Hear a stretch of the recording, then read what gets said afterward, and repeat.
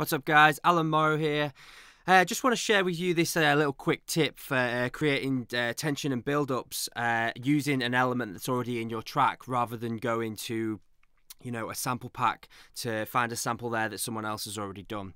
The reason why you might want to do this is so that it fits better with your track because you're already using that sound somewhere elsewhere. So, for example, I'm just going to use this pad. So if you can try and imagine that I've got this pad already in my track, I'm using it in my breakdown along with my melody and stuff like that. But I want to use this pad now to create some tension and use it in my build-up. So what I'm just going to do is I'm just going to draw in, say for example my root note was A. I'm just going to draw that in here.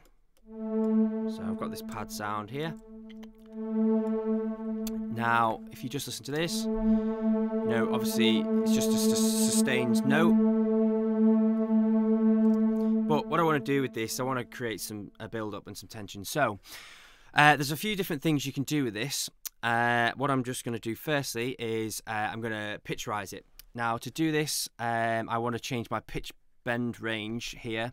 You can either change it to 12 semitones, which is an octave, or 24, which is 2 octaves, depending on how dramatic you want it to be. So if I just take this up to 24 for now, just 2 octaves. And what I also want to automate is the pitch bend.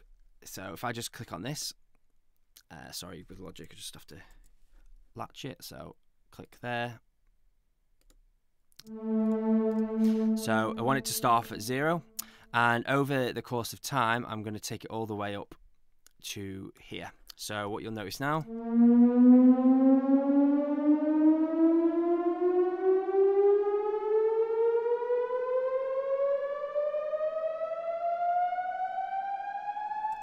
Now, obviously, that's very dramatic over a short period of time.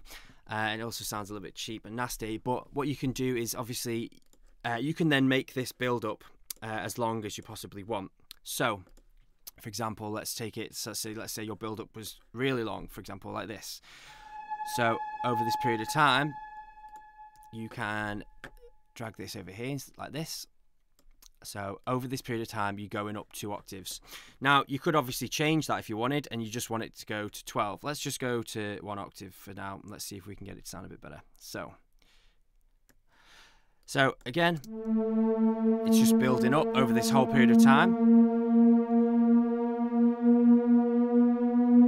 I'm not going to play that the whole way through, but so you've got this build up. The sound is already in your track. Now, what you can do is start to get creative with this as well. Then, so you might want to also automate the cutoff. So let's have a little look. If I just go Control. So over this period of time, I might want to create a build up with the cutoff.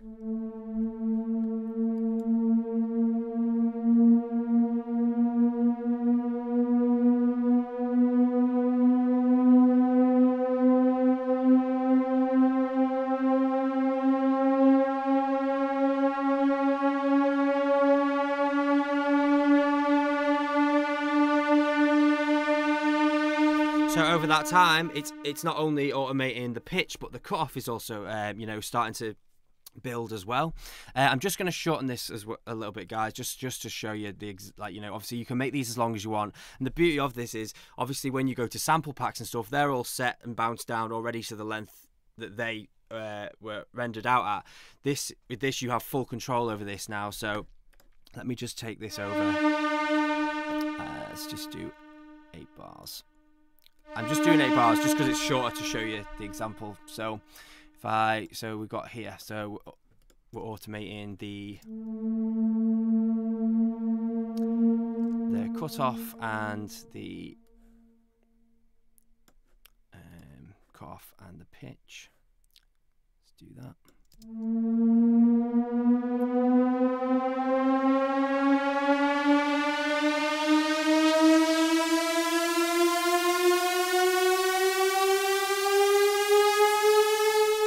Now, obviously, in your build-ups as well, you'll have, for example, kick rolls and snare rolls and stuff like that. And this isn't obviously going to be as obvious as it's sounding now just on its own.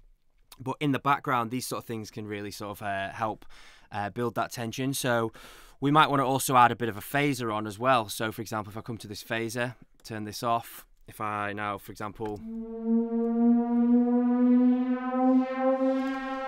over the period of time, I might want to automate the wetness of the phaser, so it becomes more phased as it goes along.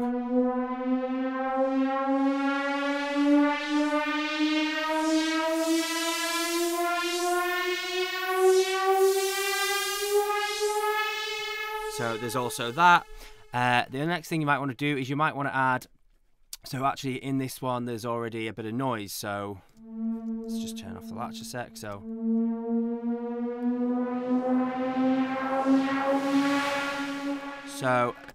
if I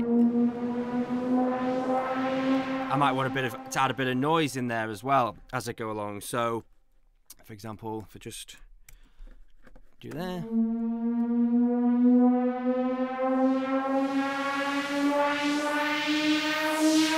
What I generally do is I find at the point where the noise is the maximum that I want it to sound or be able to hear, and I'll work backwards from it. So for example, let's say that this is,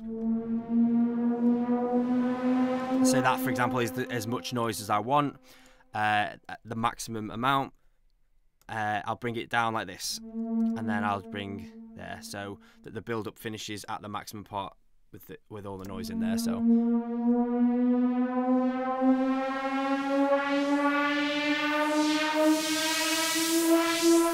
there's many different parameters that you can start to obviously automate.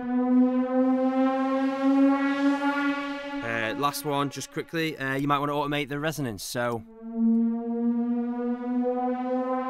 sorry, if I didn't have the latch on then, 1 second.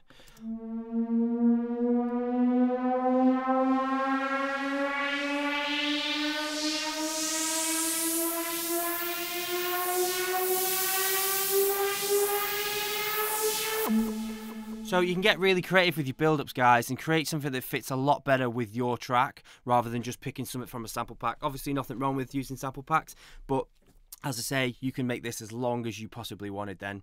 So thanks a lot for watching, guys. I'll see you again soon.